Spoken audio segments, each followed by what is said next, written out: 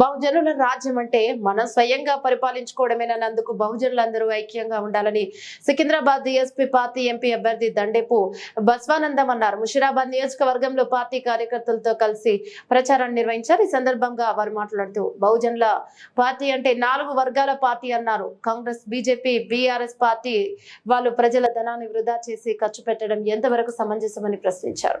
డబ్బులు దండుకునే వాళ్ళే ప్రజలకు ఖర్చు పెడతారని విస్మరించారు. డిఎస్పీ పార్టీ కేవలం బహుజనుల పార్టీ అని ఎంపీ అభ్యర్థిగా తనకు ఒక్క అవకాశం ఇవ్వాలని ప్రజలకు విజ్ఞప్తి చేశారు. రాబోయే రోజుల్లో బహుజనుల పార్టీ రాజ్యం వెళ్తుందని ధీమాను వ్యక్తం చేశారు.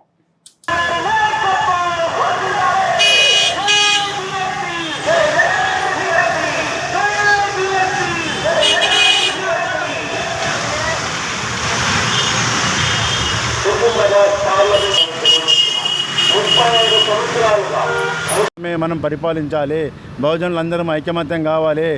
బహుజనులు అంటే ఎవరు? BC, SC, ST, minority. కాబట్టి ఈ యొక్క 4 వర్ణాల వాళ్ళందరూ కూడా ఐకమత్యం అయితే మనకు తిరుగులేదు. మన రాజ్యం మనమే పరిపాలించవచ్చు. కాబట్టి ప్రజలారా, మనకు జరుగుతున్నటువంటి అన్యాయాన్ని ఎదుర్కోవాలంటే మనం ఐకమత్యంగా ఉండాలి.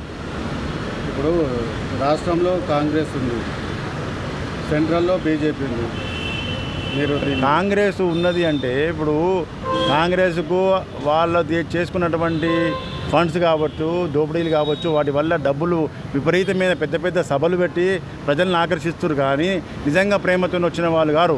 ఇప్పుడు మాకు ఒక్క రూపాయి ఖర్చు పెట్టకుండా ఇంతమంది మా ఎంబడి వస్తున్నారంటే వాళ్ళకు ప్రేమతో వస్తున్నటువంటి వాళ్ళు. వాళ్ళంతా కూడా డబ్బు ఖర్చు పెట్టి ర్యాలీలు తీస్తే అది ప్రజాధనాన్ని దుర్వినియోగం చేసినట్టే.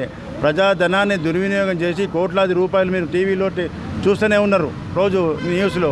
మరి ప్రజాధనాన్ని లక్షల కోట్ల రూపాయలు దుర్వినియోగం చేసి స్వార్థానికి ఉపయోగించుకుంటున్నారు. కాబట్టి ఆ యొక్క ప్రజాధనాన్ని సద్వినియోగం చేయాలంటే మనలాంటి నాయకులు రావాలి, ప్రజల్లో చైతన్యం తీసుకురావాలి.